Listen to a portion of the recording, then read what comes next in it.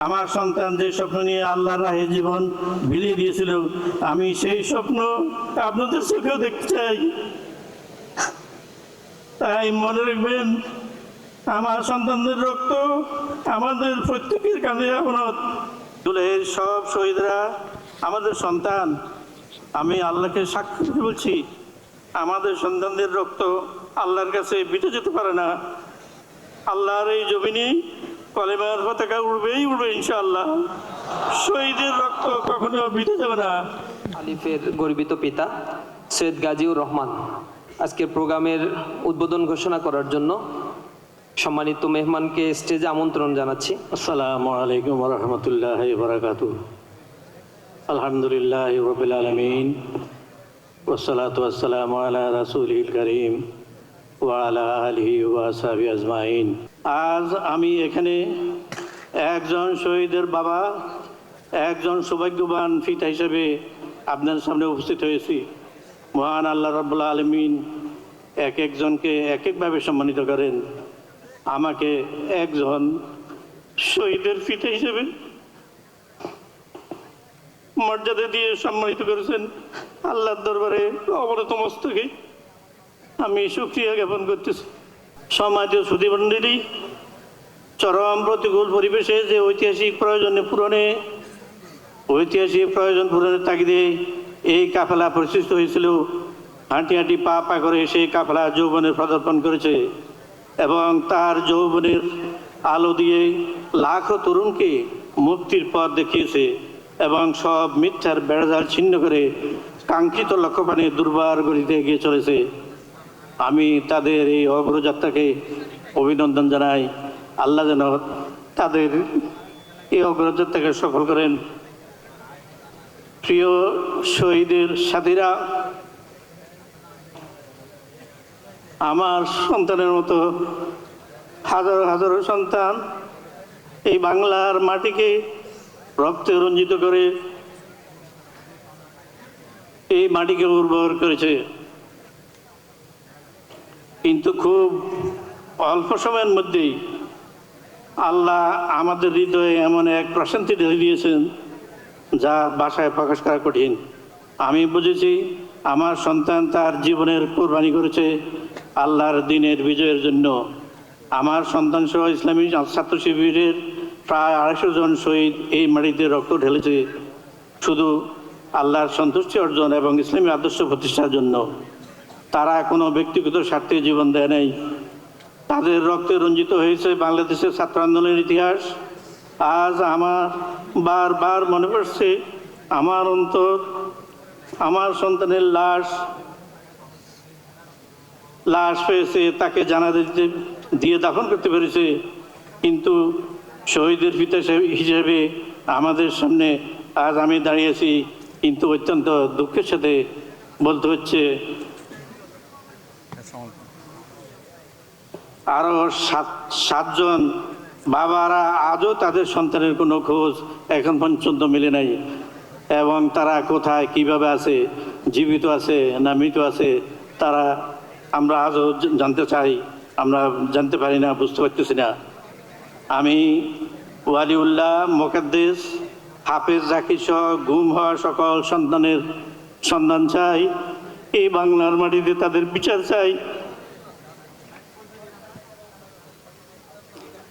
আমাদের সন্তানদেরকে শহীদ করা হয়েছে, গুম করা হয়েছে, নির্যাতন করা হয়েছে মিথ্যা অপবাদ দিয়ে।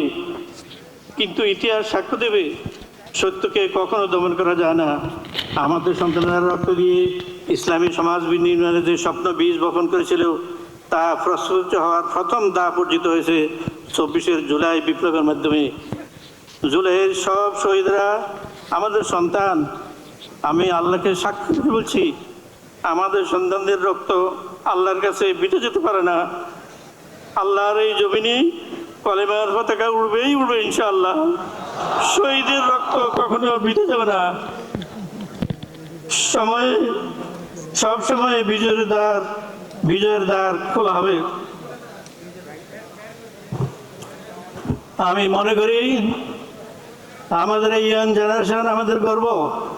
দীর্ঘ 54 বছর আমরা আমাদের এই দেশের এই রাজনৈতিক দলগুলি যা পারে নাই আপনারা তা মাত্র 36 দিনে করে দেখিয়েছেন।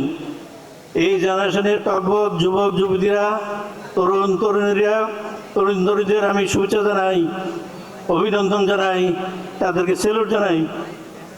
আমার এই লাল সবুজ পতাকা তাদের হাতেই নিরাপদ, কারণ তারাই এই পতাকাকে দ্বিতীয়বার সর্বোচ্চ উড্ডীন করেছে। আমি মনে করি আমাদের এই ইয়াং জেনারেশনের কোনো জেনারেল দরকার নাই, কোনো রাজনৈতিক নেতাদের কোনো দরকার নাই, কারণ এই 24-এর গণ অভ্যুত্থানে এখানে কোনো জেনারেল, কোনো রাজনৈতিক দল নেতৃত্ব দেয় নাই। আমাদের দরকার হাজারো শহীদের মতো বীর যোদ্ধাদের, যারা এই জুলাই অভ্যুত্থানকে সফল করেছে।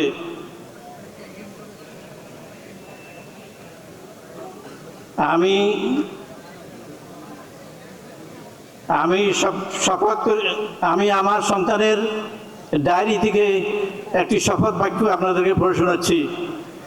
আমার সন্তানের ডায়েরিতে লেখা ছিল যে আমি শপথ করে দিচ্ছি যে দেশ ও মানুষের সেবায় সর্বদা নিজেকে নিয়োজিত রাখিব, দেশের প্রতি অনুগত থাকিব, দেশের একতা সংহতি বজায় রাখিবার জন্য সর্বদা সচেষ্ট থাকিব। হে আল্লাহ, আমাকে শক্তি দিন, আমি যেন বাংলাদেশ সেবা করিতে পারি এবং বাংলাদেশকে একটি ইসলামিক আদর্শ ও শক্তিশালী রাষ্ট্র হিসেবে গড়ে তুলতে পারি। এই শপথ আমরা বলি নাই, আমার সম্পদ সন্তান এই সম্পদ, এই শপথ বলে নাই। সে নিজের জীবন দিয়ে, আমার সন্তানের মতো হাজারো সন্তান জীবন দিয়ে তাদের এই শপথ তারা রক্ষা করে গেছে। আমি চাই আপনারা তাদের এই শপথের ভার আপনাদের উপরে, আপনারা আগামী বাংলাদেশ বিনির্মাণে তাদের এই শপথ রক্ষা করে চলবেন। প্রিয় শহীদের উত্তরসূরিরা, আমাদের দায়িত্ব হলো সকল শহীদের স্বপ্নকে বাস্তবায়ন করা, রেখে যাওয়া কাজকে আঞ্জাম দেওয়া। আমার সন্তান যে স্বপ্ন নিয়ে আল্লাহর রাহে জীবন বিলিয়ে দিয়েছিল, আমি সেই স্বপ্ন আপনাদের চোখেও দেখতে চাই।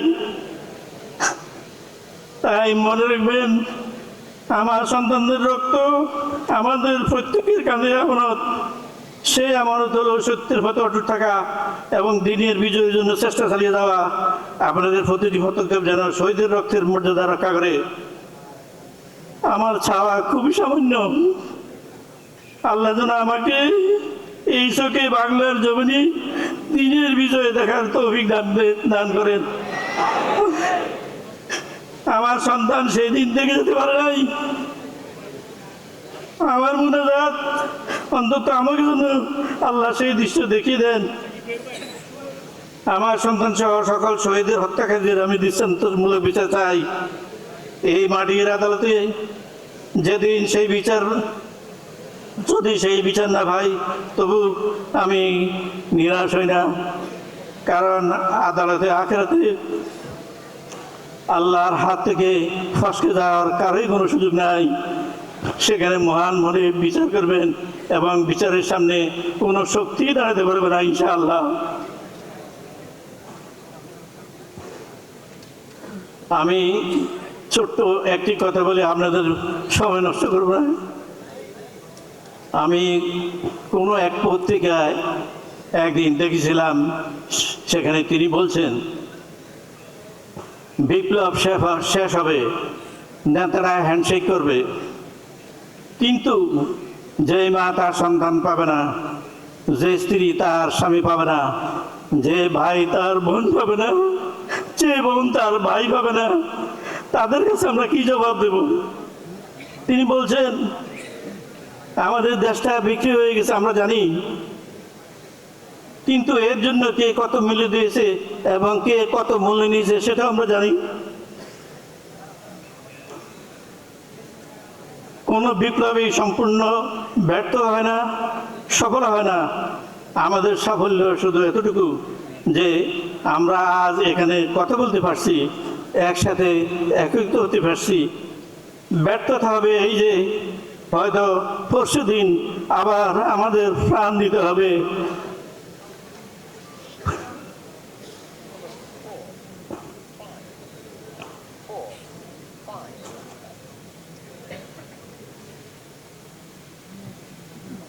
প্রিয় সুধীবৃন্দ, আল্লাহ আমাদের সন্তান সহ সকল শহীদের শাহাদাত কবুল করুন। আমাদের শক্তি, সাহস, মর্যাদা বৃদ্ধি করে দিন। সত্যের উপর অটল থাকার তৌফিক দিন। আগামীর বাংলাদেশ গড়ার যে যোগ্যতা, দক্ষতা প্রয়োজন, আল্লাহ আপনাদের হাতে সেই যোগ্যতা দান করেন। এই দোয়া করে আমি বাংলাদেশ ইসলামী ছাত্র শিবিরের 2025 সালের কেন্দ্রীয় সদস্য সম্মেলনের উদ্বোধন করছি। সবাইকে ধন্যবাদ। বাংলাদেশ জিন্দাবাদ। বাংলাদেশ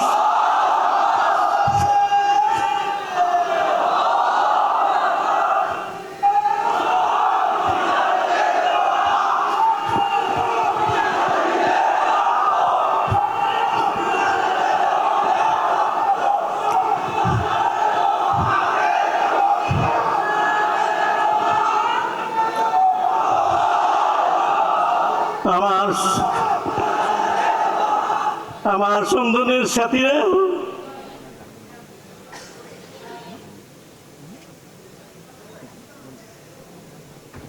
আপনারা আগামীর এই প্রজন্ম ইসলামী ছাত্র শিবিরের আরেকটি কথা বলি, আপনারা ইতিমধ্যে দেখেছেন বিভিন্ন বিশ্ববিদ্যালয়ে, বিশেষ করে বাংলাদেশে এত ছাত্র শিবির কি আপনারা কোথাও দেখেছেন? ঢাকা ইউনিভার্সিটি এত ছাত্র শিবির আছে? নাই। কিন্তু আল্লাহর অশেষ মেহেরবানিতে সেই বাংলাদেশ ঢাকা ইউনিভার্সিটি তারা জয় করেছে ইনশাআল্লাহ, আল্লাহর রহমতে। এমনিভাবে ডাকসু, সাকসু, রাকসু সহ সকল ইউনিভার্সিটিতে তাদের পদচারণায় আজ মুখরিত। মাত্র 2 মাসে আমাদের সন্তানেরা বিনা পয়সায়, বিনা ফান্ডে, অন্তত আমার মনে হয় 10 বছরের কাজ তারা করে দেখিয়েছে। সুতরাং আগামী সামনের দেশ বিনির্মাণে আমাদের লক্ষ্য থাকবে এই আদর্শবান, সৎ, যোগ্য নাগরিকদেরকে আপনারা বাছাই করবেন। আমি বাংলাদেশ ইসলামী ছাত্র শিবিরকে আমার পক্ষ থেকে ধন্যবাদ জানাচ্ছি। বাংলাদেশ ইসলাম ছাত্র জিন্দাবাদ। কেন্দ্রীয় সদস্য সম্মেলন 2025 সফল হোক। আল্লাহ হাফেজ। আসসালামু আলাইকুম ওয়া রাহমাতুল্লাহি ওয়া বারাকাতুহু।